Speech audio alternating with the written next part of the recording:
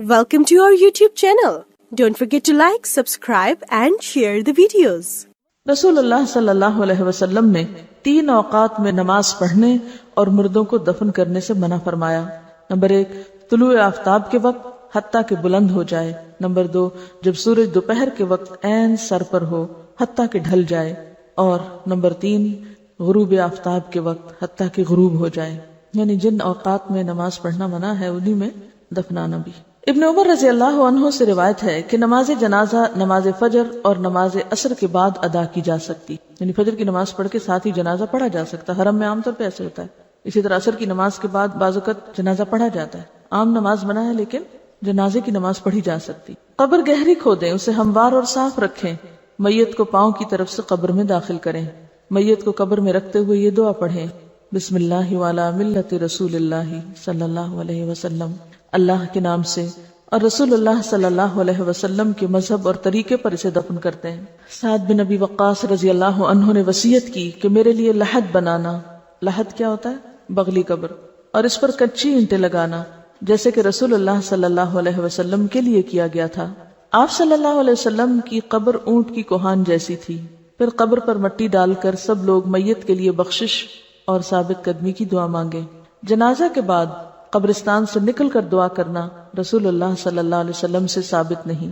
قبروں کو پختہ بنانے کی ممانعت، قبروں کو اونچا کرنا، پختہ بنانا، ان پر گنبد اور قبے بنانا حرام ہے۔ جابر رضی اللہ عنہ کہتے ہیں کہ رسول اللہ صلی اللہ علیہ وسلم نے پختہ قبریں اور ان پر عمارت وغیرہ بنانے سے منع کیا۔ نیز آپ نے قبر پر بیٹھنے اور ان کی طرف منہ کر کے نماز پڑھنے سے بھی منع فرمایا ہے، چاہے کوئی شخص مجاور بن کے بیٹھے یا چلہ کشی کے لیے، سب ناجائز ہے۔ رسول اللہ صلی اللہ علیہ وسلم نے قبروں پر لکھنے سے بھی منع فرمایا۔ حضرت علی بیان کرتے ہیں کہ مجھے رسول اللہ صلی اللہ علیہ وسلم نے حکم دیا کہ میں ہر تصویر مٹا دوں اور ہر اونچی قبر برابر کر دوں۔ ام حبیبہ اور ام سلمہ نے رسول اللہ صلی اللہ علیہ وسلم سے ایک گرجے کا ذکر کیا کہ اس میں تصویریں لگی تھی، یعنی حبشہ کے علاقے میں جب یہ ہجرت کر کے گئی ہیں، کیونکہ عرب میں تو گرجا نہیں تھا۔ آپ نے فرمایا جب ان لوگوں کا کوئی نیک شخص مر جاتا تو وہ اس کی قبر پر مسجد بناتے اور وہاں تصویریں بناتے۔ قیامت کے دن یہ لوگ اللہ کے سامنے بدترین مخلوق ہوں گے۔ رسول اللہ صلی اللہ علیہ وسلم نے آخری بیماری مرض الموت میں فرمایا اللہ تعالیٰ یہود و نصارہ پر لعنت کرے جنہوں نے اپنے پیغمبروں کی قبروں کو مسجدیں بنا لیا۔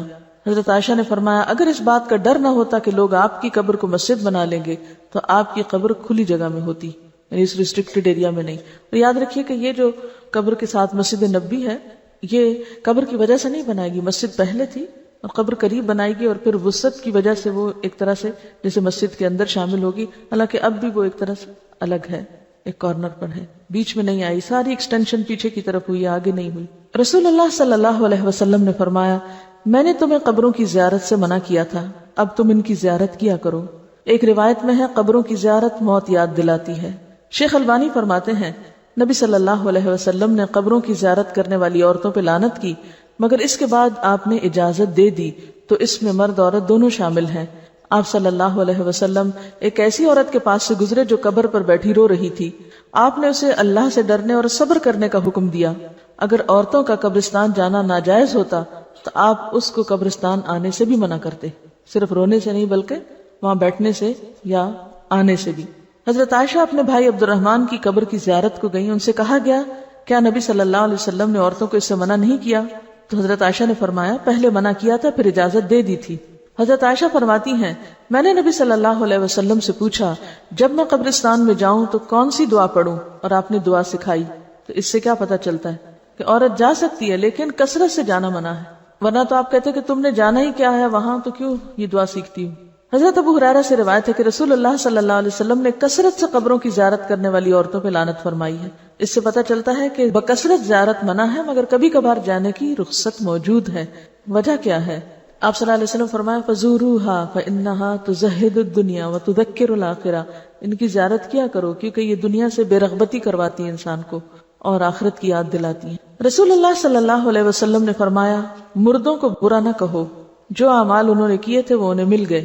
ہم لوگ اس ادب اور اخلاق سے بھی عاری ہیں، وہیں بیٹھے بیٹھے شروع ہو جاتے ہیں کہ اس کا چہرہ ایسے لگ رہا ہے، اس کے ہونٹ ایسے ہیں تو اس کا ناک ایسا ہے تو اس کی رنگ ایسا ہو رہا ہے تو اس نے پتہ نہیں کون کون سا گناہ کیا ہوگا، حالانکہ بعض اوقات بعض بیماریاں ایسی ہوتی ہیں کہ جن کی وجہ سے اسکن کا رنگ تبدیل ہو جاتا ہے. اور ایک بات یاد رکھیے کہ جو شخص یہ کہتا ہے کہ لوگ ہلاک ہو گئے وہ سب سے زیادہ ہلاک ہونے والا ہے. کوئی حق نہیں کسی کو کہ کسی کے بارے میں کوئی اس طرح کمنٹ کرے. یعنی کسی کی تعریف اگر نہیں کر سکتے تو اس کی برائیوں پر بھی زبان نہ کھولو کیونکہ وہ اپنے انجام کو پہنچ گئے. زیارت قبور کی دعائیں.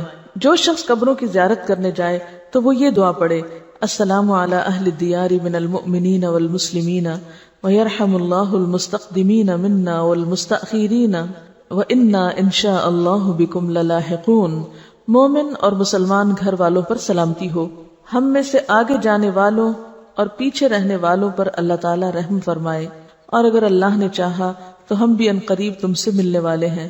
مسلم ہی کی ایک روایت میں یہ الفاظ بھی ہیں: اسأل اللہ لنا ولکم العافیہ.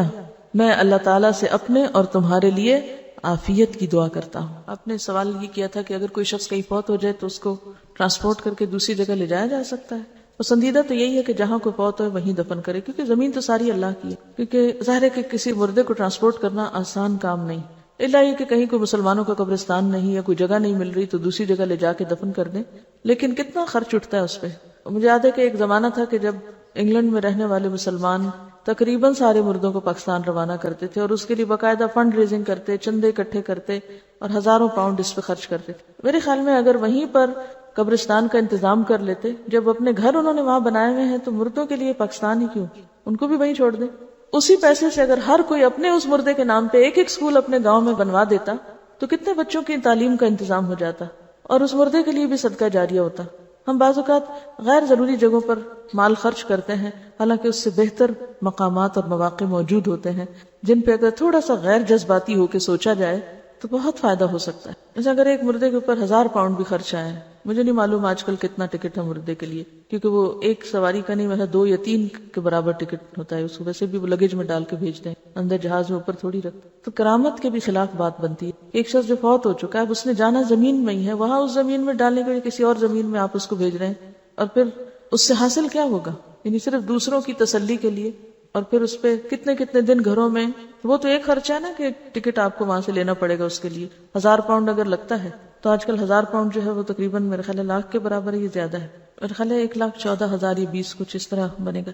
اب اتنے پیسوں میں آپ کسی ایک گاؤں میں 2 کمروں کا اسکول بنا سکتے ہیں. اچھا، پھر انتظار میں جو وقت گزرتا ہے، 8 دن بعد میت آ رہی ہے، 8 دن گھر میں مجلس قائم ہے، سب لوگ کام کاج چھوڑ کے پتہ نہیں کہاں سے اکٹھے ہو رہے ہیں، اور پھر اس پر جو کھانے پینے کا خرچ چلتا ہے، لوگ قرضہ اٹھا کے آنے والوں کی خاطرداری کر رہے ہوتے ہیں. وہ سارا اگر ملایا جائے تو اس سے کہیں بہتر کام ہو سکتے ہیں، اور جانے والے کے لیے دعا کر کے صبر کیا جائے، کیونکہ تھوڑے دن ہیں ہمارے بھی، وہیں جا بیٹھیں گے ہم بھی. تو جب ہمارے سامنے مقاصد واضح نہیں ہوتے تو پھر ہم اپنے جذبات، اپنی تسلی، اپنے سکون اور اپنی خواہش پورے کرنے کے لیے بلا ضرورت اس طرح کی تکلیف کرتے ہیں. اور جب نبی صلی اللہ علیہ وسلم کی واضح حدیث ہے کہ جلدی کرو، دیر نہ کرو، تو پھر کوئی جواز نہیں.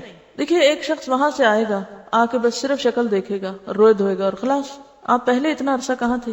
آپ کو اس وقت آنا چاہیے تھا جب وہ زندہ تھا. اب تو ایک رسم دنیا نبھانے آ رہے ہیں آپ. اور دوسری بات یہ ہے کہ مورچری میں رکھ دیتے ہیں. آپ کو کوئی مورچری دیکھنے کا اتفاق ہوا؟ میں نے دیکھی. ایسے ہی جیسے فریزر ہوتے ہیں، کھلتے ہیں اور مردے اس طرح اندر رکھ دیے جاتے ہیں جیسے فریج میں آپ کو چیز رکھ رہے ہیں. آپ اپنے لیے پسند کریں گے کہ آپ کو مرنے کے بعد فریز کیا جائے اور آپ کو مرنے کے بعد اٹھا کے کبھی کہیں کبھی کہیں. اور بعض اوقات جب وہاں سے ٹرانسپورٹ کرتے ہیں تو آپ کو پتا ہے کہ وہ سارا کچھ اندر سے نکال لیتے ہیں، سب آنتے وانتے ہر چیز، حتیٰ کہ بعض اوقات برین تک کو بھی. اور صرف وہ کھوکھلی سے وہ ایک چیز ہوتی ہے، ہڈیاں چند جو اتنی دور لائی جاتی ہیں. کس لیے؟ زمین کے کسی بھی حصے میں ہوں گے اٹھا لیے جائیں گے واپس. ایسی چیزوں کو کٹ ڈاؤن کرنا چاہیے اور تھوڑا سا عقل سے کام لینا چاہیے، جذبات سے زیادہ.